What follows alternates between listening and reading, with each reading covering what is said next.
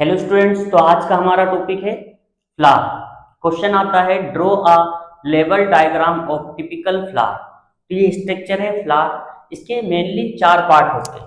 हमें फ्लावर में ये जो ग्रीन पार्ट दिखाई देता है, ग्रीन लीव्स लाइक स्ट्रक्चर दिखाई देता है, जिसको मैं बोलता हूँ सेपल्स। और ये जो प्लांट में कलरफुल पार्ट होता है उसे मैं बोलता हूँ पेटल्स।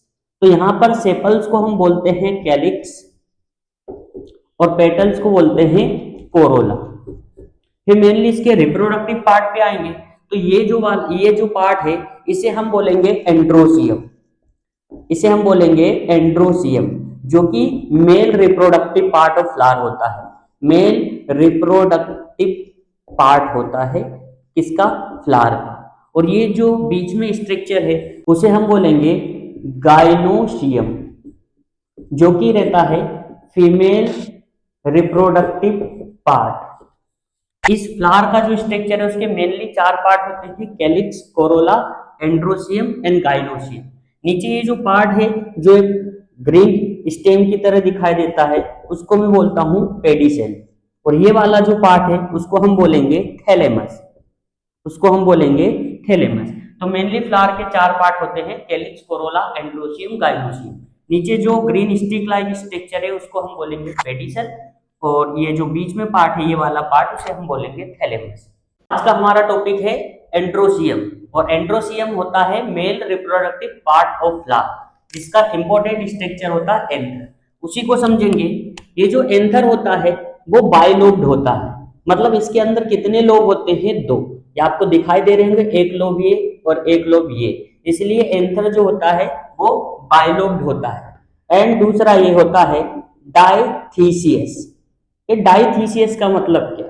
जब मैं एंथर को कट करूंगा तो इसके अंदर एक लेयर दिखाई देती है,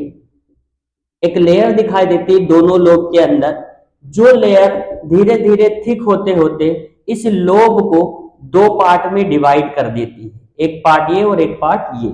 तो एक लोब को दो पार्ट में डिवाइड कर देती है एक लेयर, को हम बोलते हैं डाइथीसियस। तो एंथर जो होता है वो बाइलोब्ड होता है एंड डाइथीसियस होता है। इसके अंदर जो पहली लेयर होती है वो होती है एपिडर्मिस। दूसरी जो लेयर होती है वो होती है एंडोथीसियम। थर्ड जो लेयर होती है वो होती है middle layer. And fourth one, इसके अंदर एक ऐसा स्ट्रक्चर प्रेजेंट होता है, फोर्थ वन जो लेयर होती है वो होती है टेपेटम। इसके अंदर जो स्ट्रक्चर है उसे हम बोलेंगे माइक्रोस्पोरेंजियम। जब एंथर से बाहर से अंदर की तरफ जाता हूं तो मुझे चार लेयर दिखाई देती है।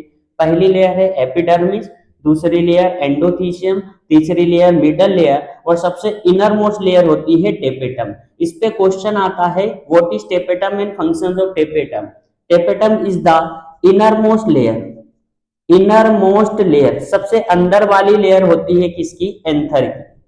एंथर की सबसे इनर मोस्ट लेयर है। और ये प्रोवाइड न्यूट्रिशन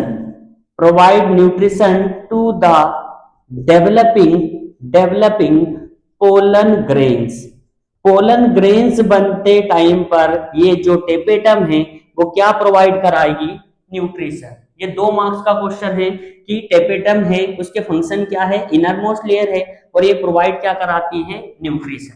तो एंथर की पहली लेयर एपिडर्मिस, दूसरी लेयर एंडोथीसियम, तीसरी layer middle layer and inner most layer है टेपेटम। इसके अंदर एक स्ट्रक्चर होता है जिसको हम बोलेंगे माइक्रोस्पोरेंजियम। उस माइक्रोस्पोरेंजियम के अंदर कुछ टिश्यू होते हैं, उस टिश्यू को हम बोलेंगे स्पोरोजीनस टिश्यू।